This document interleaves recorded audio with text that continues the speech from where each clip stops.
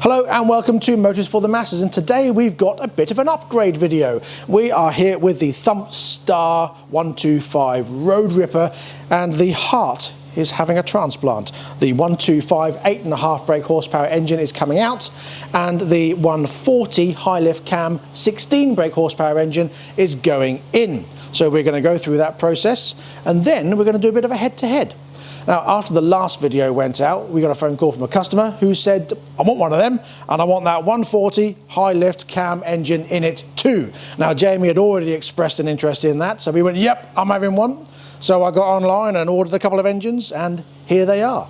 We're going to do one first, and then we're going to do a drag race between the 125 and the 140, so you can see the differences, show what they're like on a pull away and on a rolling start, and just how they perform in general in comparison to each other. So let's roll the intro, get cracking, and I'll show you what's in the box.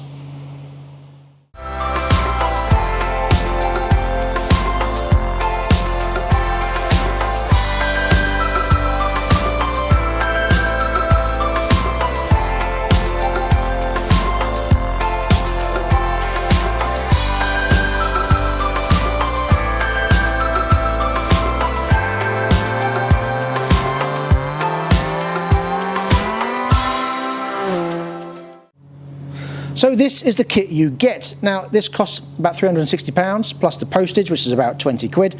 You get the engine, the 140 engine, the carburetor, the oil cooler, some more hoses there, the CDI unit, the kickstart, and the inlet manifold adapter, because obviously it's changing.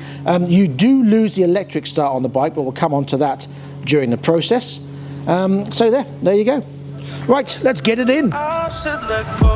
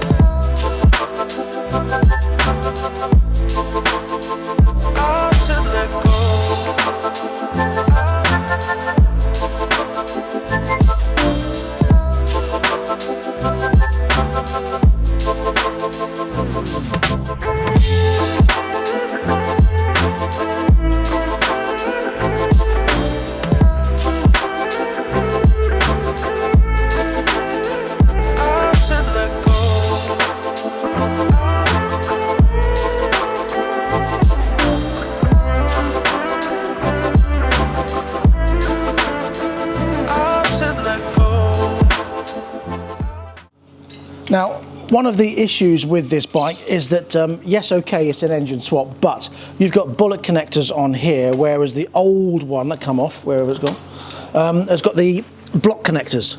So we're going to have to work out which one's which and wire up which part goes where. Obviously, the carb is just a straightforward bolt on there. Now, this has got the oil cooler, whereas the old one didn't. So where's that going to mount? Up there.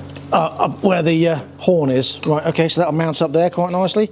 You do get another air filter as well, although it's probably exactly the same as the other one. You should have a slightly bigger bore, because obviously you've got a bigger... Oh, of course you have, yes. Yeah, of course you have, yeah.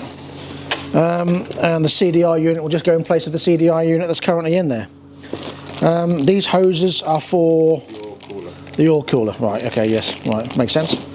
All right, So the hardest part is going to be the wiring, figuring out what wires go where and how to connect it, because it doesn't come with instructions. It may need a phone call. Yeah, it's pretty easy. These wires are the same, going to work the same, but they just got the different connectors, so it's just changing the connectors or making up an adapter between the two. Oh, okay, fair enough. Yeah. All right. And the only thing you lose off this is the starter relay, which was normally here. Obviously, we don't need the starter relay because there's no electric start. All right. So we just need to change this and put an inline fuse holder here with a ring end on it to go on the battery. Yeah. And that should be it. So it's just that wire to do and the connections to change there. So it's not as bad as we first thought then? I think that's it. Okay, all right. Fingers crossed. Interesting. Okay. Yes, it's not as bad as I initially thought, I don't think. No, because initially I thought you were quite sceptical about well, there's just so what many these wires were. connectors and that to do with that one, but a lot of it's to do with a starter motor, starter relay and everything else, which obviously we're not using. Yeah, unfortunately I had to skip out for 3 phone calls, so I missed some of the conversation you and Malcolm were having, unfortunately, but... So the other thing that is going to be missing is probably a neutral light. Right, okay.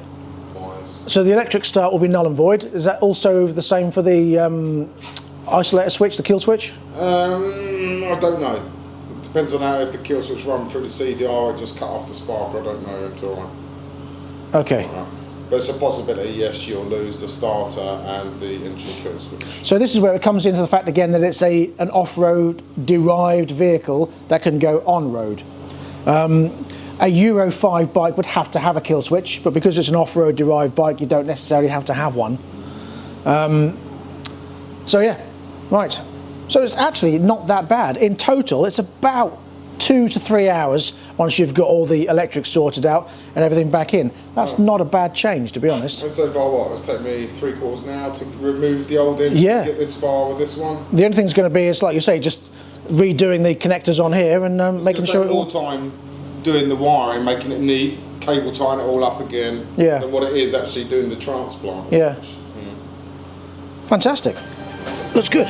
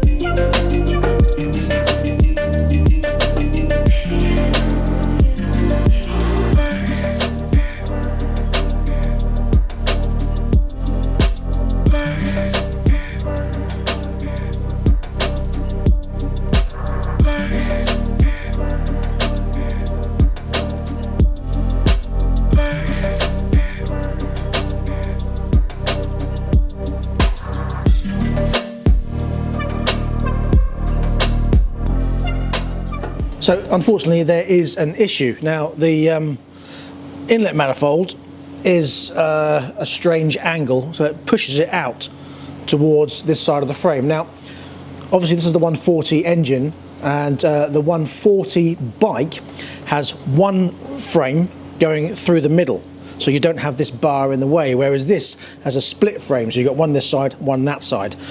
Using the inlet that they give you with this engine, that would mean the carb would sit here and the frame is in the way, so it actually can't go up. So we're just looking to see if the original manifold of the 125 engine will fit. It's taller, but it's further that way, so it might be enough just to clear the inside of the frame. If not, we're going to need another inlet manifold at an angle where it makes it straight rather than like that. That way then the carb will sit between the two frames at the back here. So it's not quite as straightforward as engine in, engine out. The finicky bits are the awkward bit. Now the other thing Jamie had to do was make up the bullet connectors like so for the electrics, because again it's not just a plug and play scenario. So as I say, it's not an easy DIY project. It's a bit of fettling, shall we say. Yeah, so what I need is basically that inlet. Yeah. With a 28mm bore boat, pretty much. So you've got the angles between them. Yeah, so obviously... That one, the way it mounts, that basically mounts straight in the front. Yeah, so that goes straight. So that's the inlet off the 125 engine, which goes straight backwards. But the bore is slightly different than the one on the 140. But that one obviously is offset, so whereas it sits backwards, it pushes off to the right like that, whereas that is pretty much straight. So that's the dilemma we seem to have at the moment. Okay. Better go and have a look at the parts list, isn't it? Yeah. Unfortunately, so what's the difference? What's the bore on this? 26. That's 26, that's 28. Yeah. So that 2 mil will make a difference between the flow of the air and fuel, and obviously make it run like a bag of poo. Yeah, funny thing is that if you measure the inlet of the carburettor, It's the same, is it? it's only 26. Oh, okay. So will the 26 one actually do it, because you're not actually restricting it Yeah. as such, because it's only 26mm on the carb end? Well, I don't know. What are these? Are they both 28? Yeah. Okay. But the other one's But that's only 26? Yes. So you've got 2 mil here that's pointless? So, well, yeah, I mean, if you're talking about airflow, I presume a 26mm all the way through will flow better than a 26 going to 28 and then back into 26 again. Yeah.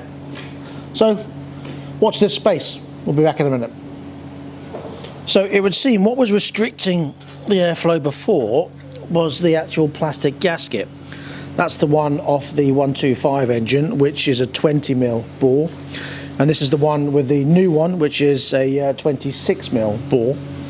But the actual space on the carb is the same, and the same on the inlet.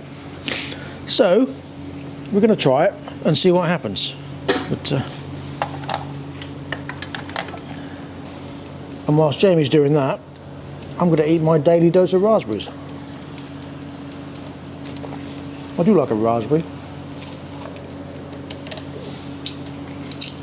Raspberry? No, thank you. Good.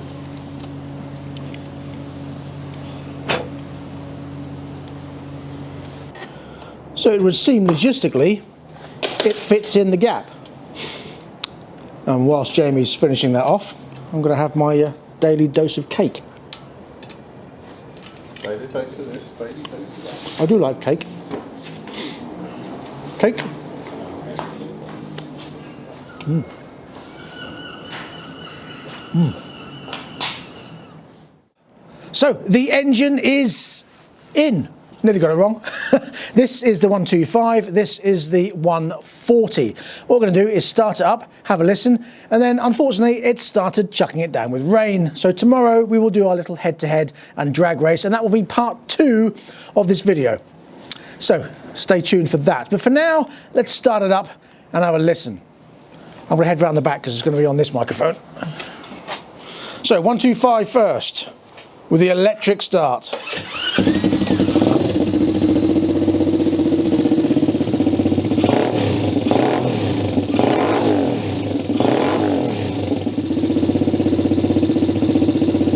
Okay, and now the 140 with the non-electric start.